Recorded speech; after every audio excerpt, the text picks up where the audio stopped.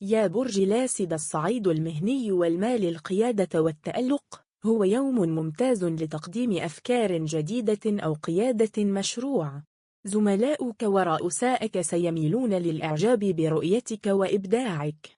المال، هناك مؤشرات على زيادة في الدخل أو مكافأة محتملة، ومع ذلك ينصحك الفلك بتجنب الإنفاق الاندفاعي أو شراء أشياء لمجرد المنظرة. فكر في الاستثمار طويل الأمد بدلاً من الصرف اللحظي.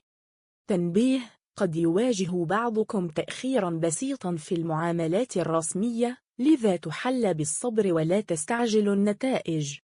الصعيد العاطفي للمرتبطين، تسود أجواء من المودة والثقة.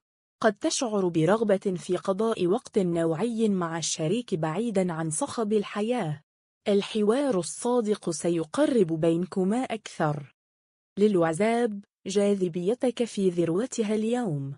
قد تلفت انتباه شخص جديد، أو ربما تتحول صداقة قديمة إلى شيء أعمق.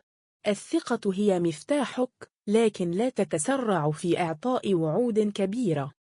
الصعيد الصحي الطاقة والنشاط، تشعر بحيوية عالية تدفعك لممارسة الرياضة أو تجربة نظام غذائي جديد.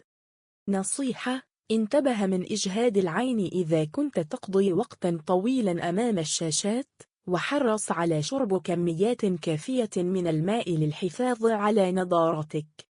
نصيحة الأسد لهذا اليوم: لا تنتظر أن يمنحك الآخرون التقدير الذي تستحقه، قدم أفضل ما لديك وسيفوح نجاحك كالعطر الذي لا يمكن تجاهله. أرقام الحظ اليوم: 18، 2، 7.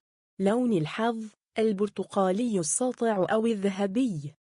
هل تحب أن أتعمق لك في نصيحة معينة بخصوص العمل أو العلاقات لهذا الأسبوع؟